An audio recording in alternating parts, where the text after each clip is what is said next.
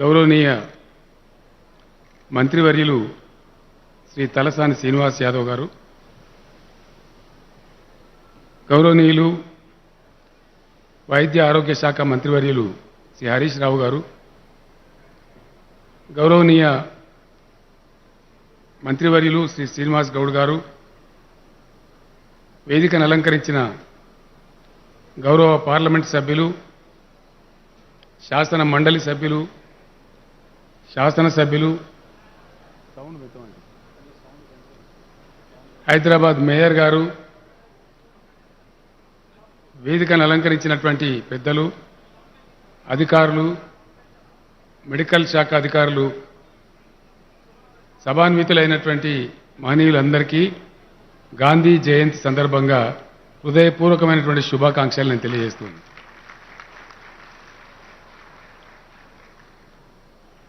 చాలా సంతోషం. మిత్రులు శ్రీనివాస్ యాదవ్ గారు ఇంత చక్కటి కార్యక్రమాన్ని తీసుకొని అది గాంధీ ఆసుపత్రి ఆవరణలో మహాత్ముని విగ్రహాన్ని ఇంత గొప్పగా 16 ఫీట్ల ఎత్తులో ధ్యానమూర్తిలో ప్రతిష్ఠింపజేయటం అనేది చాలా చాలా గొప్ప విషయం. ఇది శ్రీనివాస్ యాదవ్ గారి యొక్క సంస్కారానికి, వారి మిత్రులందరికీ కూడా చిరస్థాయిగా కీర్తి దక్కుతుందని సందర్భంగా మంత్రివర్యులు నేను అభినందిస్తా ఉన్నాను. వారు ఎంచుకున్న స్థలం కూడా చాలా గొప్పది. గాంధీ హాస్పిటల్ కరోనా మహమ్మారి యావత్తు ప్రపంచాన్నే దడదడలాడించే సందర్భంలో మన రాష్ట్రంలో, మన రాజధాని నడిబొడ్డున అత్యంత ధైర్యంగా, బలోపేతంగా ప్రజల ప్రాణాలు మేము కాపాడతామని చెప్పి ధైర్యంగా పనిచేసినటువంటి ఆరోగ్య సంస్థ మన గాంధీ ఆసుపత్రి. నిజంగా ఇక్కడి వైద్యులు, వైద్య బృందం, ఆనాడున్న సూపరింటెండెంట్ గారు, వారి నాయకత్వంలో పనిచేసినటువంటి వైద్యులు, నర్సులు, సిబ్బంది, పారామెడికల్ సిబ్బంది అందరూ కూడా గాంధీ గారి ఆదర్శాన్ని పుణికిపుచ్చుకొని, గాంధీ గారిచ్చే ధైర్యాన్ని పుణికిపుచ్చుకొని హాస్పిటల్కు గాంధీ హాస్పిటల్ అని పేరుంది కాబట్టి వారి పేరు నిలబెట్టాలని చెప్పి కరోనా సందర్భంలో ఆ మహమ్మారి మీద ఒక యుద్ధం చేశారు. వసతులున్నా లేకున్నా, పీపీఈ కిట్స్ ఉన్నా లేకున్నా చాలా ధైర్యంగా మిగతా హాస్పిటల్స్, ప్రైవేట్ హాస్పిటల్స్ పేషెంట్లను రిజెక్ట్ చేస్తే కూడా ఇక్కడ తీసుకొచ్చి వాళ్ళ ప్రాణాలు కాపాడి పంపించినటువంటి ఘనత గాంధీ ఆసుపత్రి వైద్య సిబ్బందికి దక్కుతుంది. ఈ శుభ సందర్భంలో గాంధీ గారి స్ఫూర్తిని నింపుకొని పనిచేసినటువంటి ఈ వైద్య శాఖ మంత్రి హరీష్ రావు గారికి, హాస్పిటల్ సిబ్బందికి, మీ అందరికీ కూడా నేను సాల్యూట్ చేస్తా ఉన్నా, మీకు ధన్యవాదాలు తెలియజేస్తా ఉన్నా. అంటే ఒక మంచి జరిగితే, జరిగించబడితే ఎంత ప్రశంస వస్తుందో దీన్ని బట్టి మనకు అర్థమవుతా ఉంది.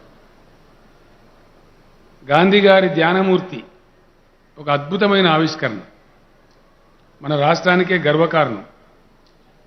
ఆ ధ్యానంలో ఆయన ఈ ప్రపంచంలో ఉన్నటువంటి సమస్త మానవాళి ఆరోగ్యంగా, శాంతితో, సౌభ్రాతృత్వంతో అద్భుతంగా పురోగమించాలి అని ఆ సర్వేశ్వరుని ప్రార్థిస్తున్నట్టుగా గాంధీ విగ్రహం కనపడతా ఉంది. మహాత్మా గాంధీ పుట్టిన దేశంలో పుట్టడం మనందరం చేసుకున్నటువంటి పుణ్య ఫలితం అని చెప్పి నేను మనవి చేస్తా ఉన్నాను. మహాత్ముడు ఎంత గొప్పవాడో, ఆయన ప్రతిపాదించిన అహింస, శాంతి, ధర్మం, సేవ, త్యాగనిరతి అనేటువంటి సిద్ధాంతం ఏదైతే ఉందో అది ఎన్నటికైనా సరే అది సార్వజనీనమైన, విశ్వజనీనమైన, శాశ్వతమైన సిద్ధాంతం. కొంతమంది చెప్పేది తాత్కాలికంగా ఉంటుంది, పోతుంది. కానీ సమస్త మానవాళి అహింసతో, శాంతితో, సౌభ్రాతృత్వంతో సుఖంగా జీవించాలనేటువంటి మహాత్ముని ప్రవచనం, వారి సిద్ధాంతం అది ఏనాటికైనా సరే విశ్వజనీనం, సార్వజనీనం, శాశ్వతం, శాశ్వతం, శాశ్వతం. దాన్ని ఎవరు కూడా తుడిచివేయలేరు. అంతటి మహాత్ముడు పుట్టినటువంటి గడ్డ మీద పుట్టినటువంటి మనందరం కూడా ధన్యులమని మనవి చేస్తా ఉన్నాను. గౌతమ బుద్ధుడు యేసుక్రీస్తుల కోవలో ప్రపంచాన్ని అహింసా సిద్ధాంతంతో ప్రభావితం చేసినటువంటి యుగపురుషుడు మహాత్మా గాంధీ. ఆయన మానవోత్తముడు, విశ్వమానవుడు.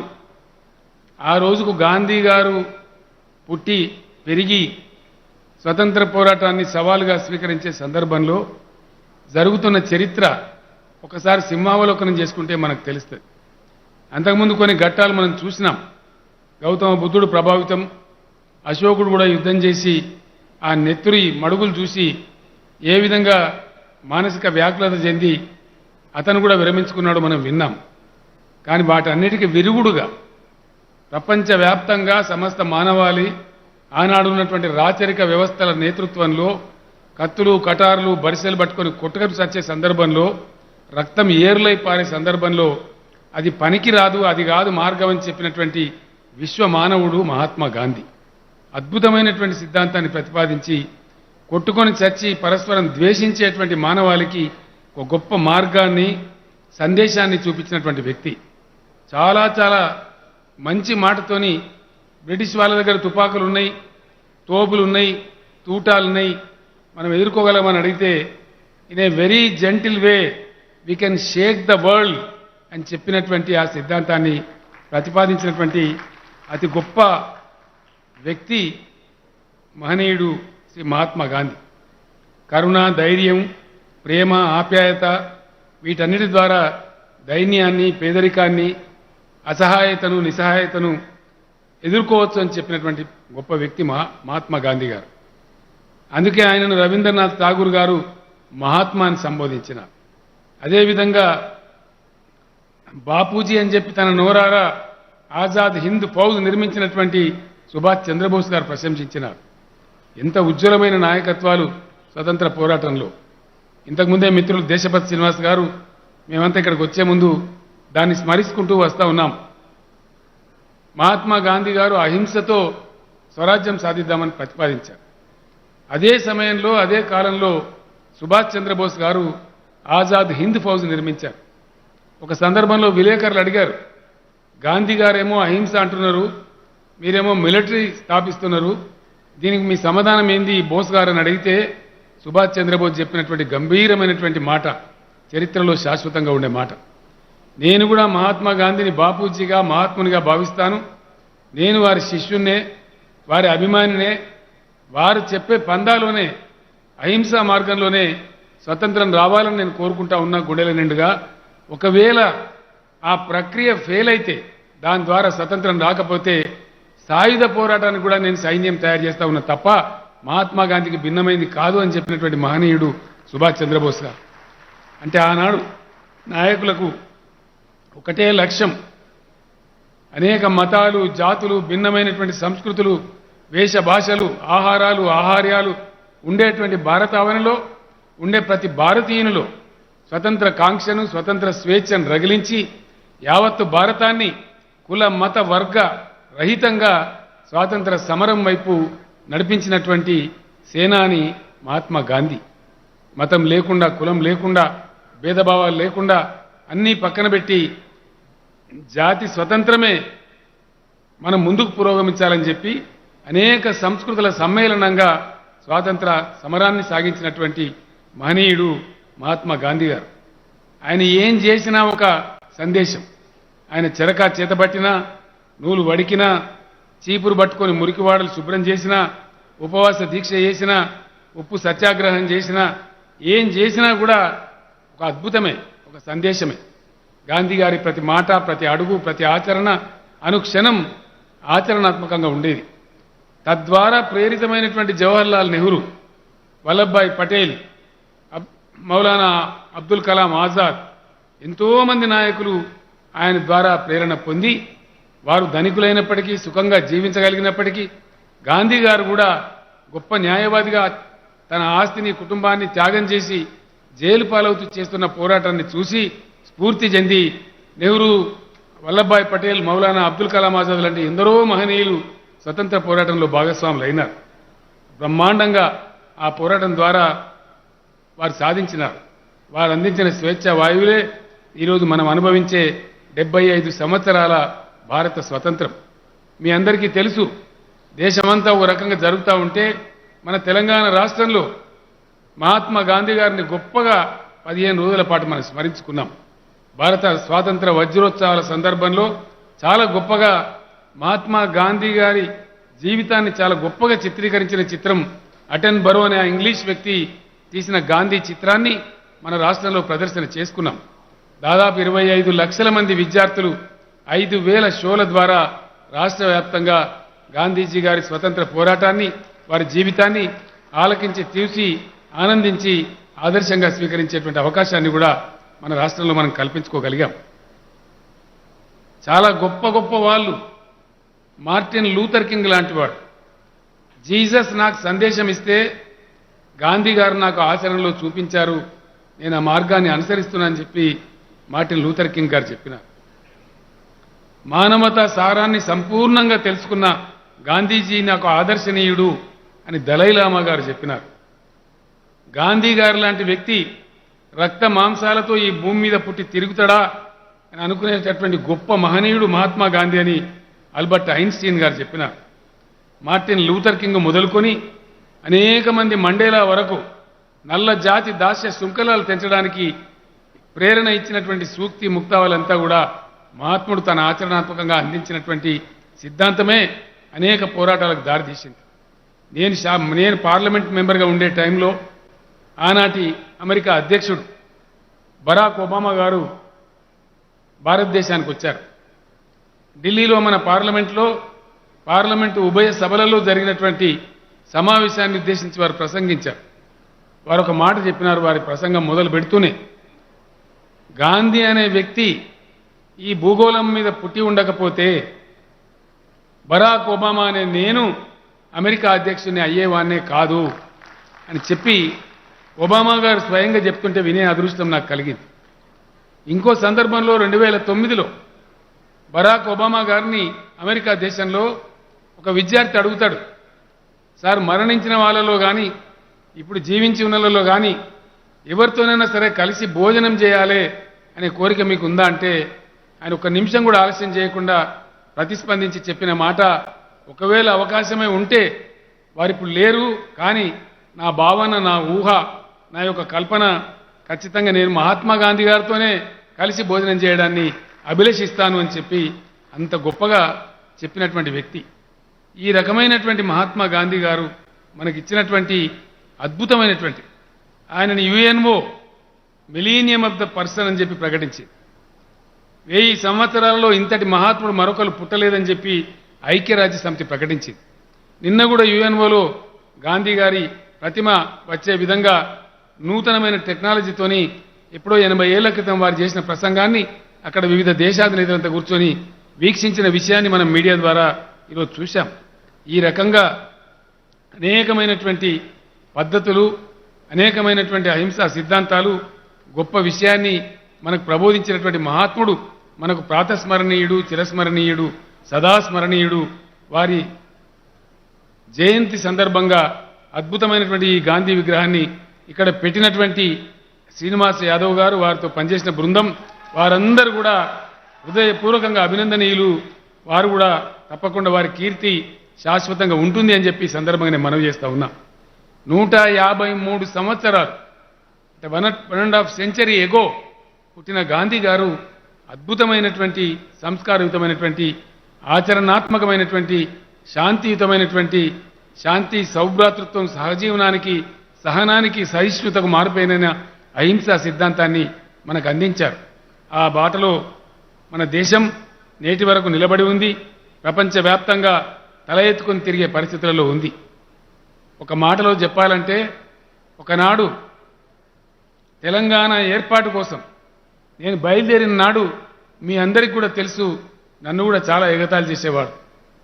ఈ బక్కపల్చటోడు వీడేం చేస్తాడు, వీంతో ఏమైద్ది అని కూడా నన్ను ఘోరంగా అవహేళన చేసిన వాళ్ళు కూడా ఉన్నారు. అటువంటి దూషణ, అటువంటి అవహేళన నాకు వినవలసి వచ్చినప్పుడు నేను ఒకసారి కళ్ళు మూసుకొని మహాత్మా గాంధీ గారిని తలుచుకునేవాడిని అని చెప్పి నేను మనవి చేస్తా ఉన్నా. ఆ రకంగా ఆయన చూపిన ఆచరణలోనే మనం ఈరోజు తెలంగాణ సాధించుకున్నాం. అదే బాటలో అహింసా మార్గంలో ముందుకు పోతా ఉన్నాం. మహాత్ముడు చెప్పినటువంటి పారిశుధ్యం కోసం పల్లె ప్రగతి పట్టణ ప్రగతి కార్యక్రమాలు తీసుకొని ముందుకు పోతూ ఉన్నాం. అనేక అవార్డులు అందుకుంటూ ఉన్నాం. పల్లె ప్రగతి ప్రేరణ మహాత్మా గాంధీ గారే, పట్టణ ప్రగతికి కూడా ప్రేరణ మహాత్మా గాంధీ గారని నేను మనవి చేస్తా ఉన్నా. మీ అందరికీ కూడా నేను మనవి చేసేది ఒకటే, దయచేసి ఇట్లాంటి గొప్ప సందర్భంలో అంత పెద్ద మహనీయుని స్మరించుకునేటువంటి అవకాశం మనకు లభించినప్పుడు మనం ప్రస్తుత సమకాలీన సమాజం, సమకాలీన పోకడలు, సమకాలీన వైరుధ్యాలు తప్పకుండా మనం ఆలోచన చేయాలి. మీరందరూ కూడా వింటూ ఉన్నారు. ఇటీవలి కాలంలో నన్ను చాలామంది అడిగినారు మిత్రులు, ఏంది కేసీఆర్ నువ్వు కొంచెం భిన్నంగా మాట్లాడుతున్నావు, ఈ మధ్య ఎక్కడ మాట్లాడినా ఒక రకమైన వేదాంత ధోరణిలో మాట్లాడుతున్నావు, ఎందుకు మాట్లాడుతున్నావు అని చెప్పి అడిగినారు. మీ అందరికి తెలుసు, దేశం బాగుంటే, సమాజం బాగుంటే, ప్రపంచంలో శాంతి సామరస్యాలు ఉంటేనే మనందరం సుఖవంతమైన జీవితం కొనసాగించగలుగుతాం, అశాంతి నుంచి బయటపడగలుగుతాం. మనకి ఎన్ని ఆస్తులున్నా, ఎంత అంతస్తులున్నా శాంతి లేని నాడు జీవితం చాలా ఆటవికమవుతుంది. అటువంటి శాంతి సౌభ్రాతృత్వంతో విలసిల్లే భారతదేశంలో మహాత్మున్నే కించపరిచే కొన్ని మాటలు మనం వింటూ ఉన్నాం. అవి విన్నప్పుడు హృదయం చాలా బాధపడుతుంది, దుఃఖం కలుగుతుంది. సమాజాన్ని చీల్చేటువంటి కొన్ని చిల్లర మల్లర శక్తులు కొన్ని ప్రయత్నాలు చేసే విషయం మీ అందరికీ తెలుసు. వెకిలి వ్యక్తులు చేసేటువంటి వెకిలి ప్రయత్నాల వల్ల మహాత్ముని కృషి, మహాత్ముని ప్రభ ఏనాటికి తగ్గదు, మరుగుజ్జులు ఏనాటికి మహాత్ములు కాలేరు. అవి వెకిలిగానే చరిత్రలో మిగిలిపోతాయి తప్ప ఏనాటికైనా ఏ రోజుకైనా విశ్వమానవుడుగా విశ్వజనీన సిద్ధాంతాన్ని చెప్పినటువంటి గాంధీ గారు చెప్పిన సిద్ధాంతమే ఉంటుంది, వారు చెప్పిన పద్ధతే ఉంటుంది. కానీ ఏనాటికైనా నిలబడి ఉంటుంది. కానీ మరుగుజ్జులు మహాత్ములు కాలేరు అని చెప్పి సందర్భంగా నేను తెలియజేస్తా ఉన్నా. ఇదే రోజు అనుకోకుండా లాల్ బహదూర్ శాస్త్రి గారు జై జవాన్ జై కిసాన్ పిలిపించినటువంటి మన మాజీ ప్రధాని, గొప్ప నిస్వార్థ సేవపరుడు, గొప్ప ధీరుడు, చైనా పాకిస్తాన్ యుద్ధాలను అద్భుతంగా ఎదుర్కొని దేశాన్ని రక్షించినటువంటి మాజీ ప్రధాని శ్రీ లాల్ బహదూర్ శాస్త్రి జయంతి కూడా ఈరోజే ఉన్నది.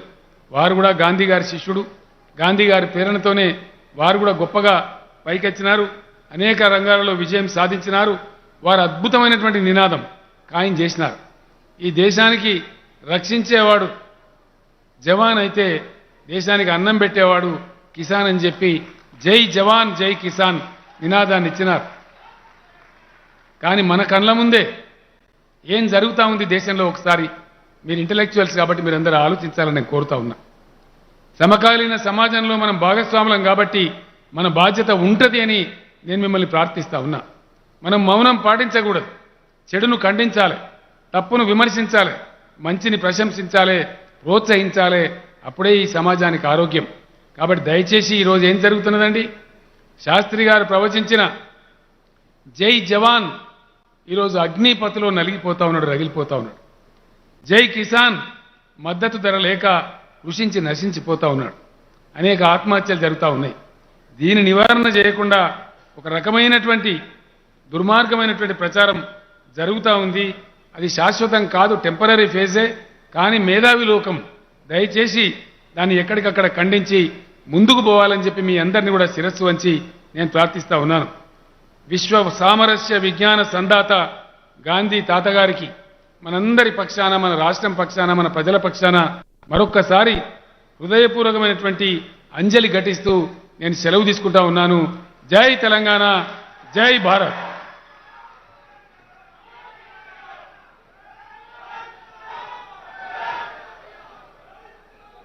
మంచిని పెంచాలి, పదుగురికి పంచాలి అనే సందేశం అందించిన గౌరవ ముఖ్యమంత్రి వర్యులకు ధన్యవాదాలతో గౌరవ మంత్రివర్యులు తలసాని శ్రీనివాస్ యాదవ్ గారు, అలాగే స్పెషల్ సిఎస్ అరవింద్ కుమార్ గారు ఇప్పుడు గాంధీ ధ్యానమూర్తిని ఒక జ్ఞాపికగా ముఖ్యమంత్రి గారికి సగౌరవంగా అందజేస్తారు.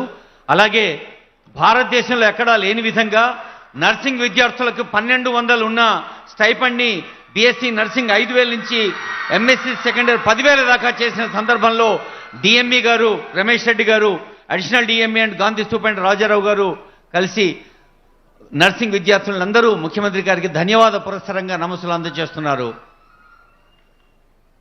అదిగో మహాత్మా గాంధీ ధ్యానమూర్తి మనస వాచ కర్మణ త్రికరణ శుద్ధిగా మంచిని పెంచాలి, మంచిని పంచాలి, మంచి పనిని మించిన ప్రార్థన లేదంటూ తెలియజేసిన గాంధీ ధ్యానమూర్తిని జ్ఞాపకంగా అందుకున్నారు. ఇప్పుడు జనగణమన అందరం కలిసి పాడదాం.